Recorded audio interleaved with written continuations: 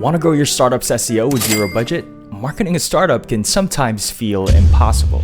To get customers, you need to market. To market, you need a marketing budget. But to get that marketing budget, you need customers. It's a vicious cycle.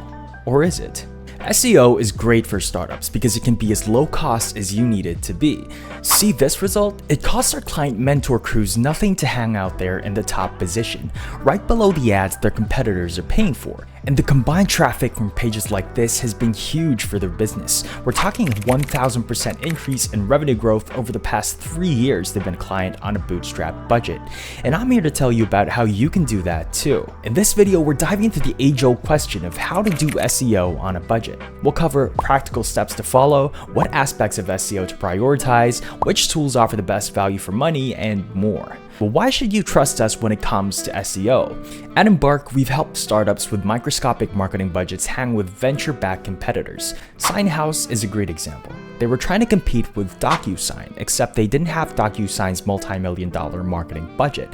With our help, they went from 0 to 60,000 organic monthly visitors in 6 months. Mentor Cruise is another great example. In the 3 years they've been a client, their organic traffic has increased by 1,600% in the crowded career mentoring space. How? Let's talk about it. How we do startup SEO with zero budget. Chapter 1. Build SEO pages. The very first thing you should do is create pages for your website. The goal is creating pages that are findable and trustworthy. Here's what I mean by that. When I say findable, I mean pages that are optimized for one specific topic that your customers are searching for. Trustworthy just means that you want each page to be well written, informative, and demonstrate your expertise. This part usually comes naturally if you know what you're talking about. Those 2 points are the most important when it comes to creating effective web pages, but there are a few other guidelines you should stick to, like including social proof on every relevant page, writing at least 1,000 words per page to give them depth, targeting 3 to 5 related keywords per page in addition to your main keyword. For example, if your main keyword is web design, you'd want to include variations like website design and designing websites. To help drive these points home, let's have a look at that Mentor Cruise page I mentioned earlier and run through our list of requirements. Is it optimized around one main keyword? Yeah. Cybersecurity Mentor shows up more than 20 times. Does it use social proof? Scrolling down shows you tons of testimonials. There are also around 1,800 words total to give the page some depth. The page also mentions a bunch of related keywords like cybersecurity tutors and cybersecurity experts to boost findability. Okay, we've covered what makes a page good, but what kind of pages should you actually be creating? I'll quickly run through 4 of the big ones. A homepage, obvious but important, features or services pages, case study pages, and a blog. That's really all you need. You may want to create more pages, but from a budget SEO perspective, you don't need a complicated website with hundreds of pages. Plus, you can always add more pages later as your business grows. Chapter 2. Do keyword research. Next, it's time to start doing keyword research. For this, you'll need a tool, and luckily there are a bunch of good free or at least cheap options. Here are my personal favorites. Google Search Console.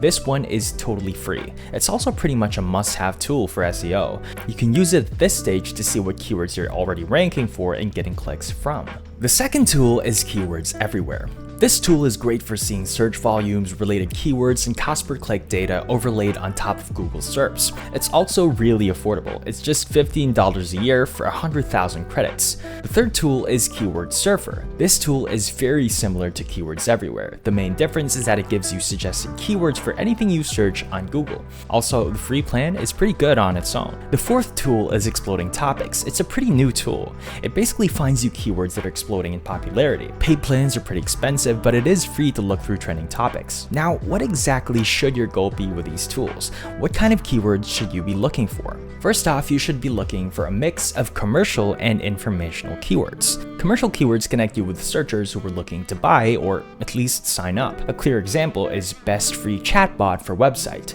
The only reason someone would search for this keyword is if they're actively looking for a chatbot solution. Here's an example of an article we wrote for chatling.ai that ranks first for that keyword. It's driving tons of paying customers for chatling.ai because the traffic it's attracting is commercial traffic that's motivated to buy.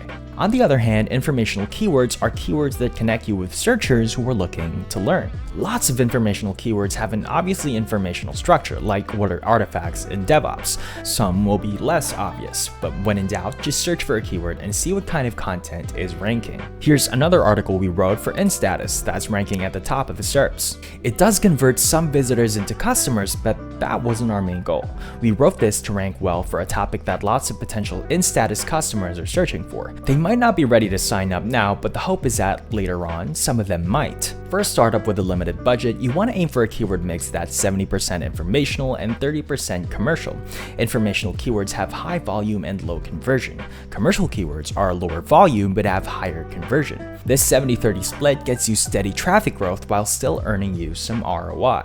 That said, there is one kind of commercial keyword that breaks this mold: golden keywords. Golden keywords are high volume, high conversion commercial keywords that have somehow stayed low competition. Even finding one of these in your niche can be a game changer. Chapter 3, work on backlinks. Now, there are definitely some link building strategies that your lack of funds price you out of, but there are also plenty of cost-effective and even free methods out there. For a no-budget strategy, there are a few strategies I'd recommend. One of those is swapping links with your founder friends. This is a great option because it's completely free and it's a nice way to support your friends. We do this a lot at Embark. The second one is being active on social media. This will lead to opportunities to mention what you're working on and create backlinks. The third is to go on podcasts. Links that come from podcast directories are great. Plus, the podcasts are a great marketing asset on their own. Fourth is cold emailing for link swaps. And contrary to what a lot of SEO gurus are saying, adding your startup to directories. For some reason, there's a lot of misinformation out there about directories. To set the record straight once and for all, this is definitely an effective option. Also, if you're willing to spend a bit of money, a low-budget strategy will unlock options like guest posting and joining founder and niche-relevant communities. From personal experience, I'd recommend setting targets for yourself. Something like, I want to get 20 backlinks in the next 3 months is perfect. It's really easy to forget about backlinking since there's usually lag time in between opportunities. Chapter 4, create and publish content. Okay, on to content creation. To start, you need to figure out a format that works for each keyword. Informational keywords always favor articles, but commercial keywords tend to vary between articles and landing pages. To see what works best, Google a keyword and tally up the format of the top 10 results. Whichever format has more listings is the one you should use. Once you have a format in mind, it's time to get writing. I recommend thinking about what type of content you want to create for each keyword. There are a bunch of options for each format. For informational articles, you have how-tos and best practices. For commercial articles, there's alternatives, best ofs, reviews, and comparisons. And for landing pages, you have alternative, no S this time, and features. When you're writing, you don't really need to worry about keywords. You'll naturally use them in the content that you create. The exception is titles and headings. Make sure your primary keyword is in each one. On the subject of headings, if a competitor is ranking for the keyword you're targeting, you can extract their heading structures with a tool like Webbox's Heading Tag Extractor. I'll link to it below. This will give you an idea of how to structure your content. Think of it like an outline that you're trying to improve by adding missing info, adding stats, case studies and examples, and sharing first-hand perspectives and insights. In general, you should be aiming for at least 1,500 words per piece of content. It's not a hard rule, but it'll give you enough space to add more depth than your competitors. And since lots of you will be wondering, AI writing tools are fine to use, as long as you're smart with it. If you're blindly publishing content that's mostly AI generated, you're going to have a hard time ranking. Why? Because Google prioritizes content that demonstrates relevance and first-hand expertise. Current AI writing tools can only rehash existing content. Plus, models are trained in increments. ChatGPT and any tool that uses GPT 3.5 can't tell you about anything that happened after January 2022. That makes it pretty hard to write about trending topics. And finally, if your content feels a bit too much like AI, you might even get hit with a Google spam penalty. You've been warned. Step 5, analyze and iterate. Last but not least, it's time to track and analyze your result.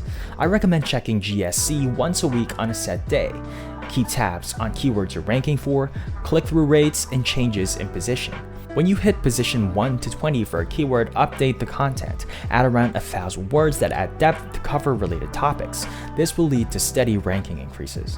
It's a bit hard to give definitive timelines for SEO progress. There's just too much variation between businesses and niches. That said, I can confidently say that if you follow this strategy for 3 to 6 months, you'll see a significant increase in organic traffic. And the best part, it doesn't need to cost you anything. If you found this video helpful, make sure you subscribe and hit the notification bell. We have a lot more content planned to help startups succeed with SEO. And if you want to learn more about what we do at Embark, check out our website by clicking the link in the description below. Thanks for watching.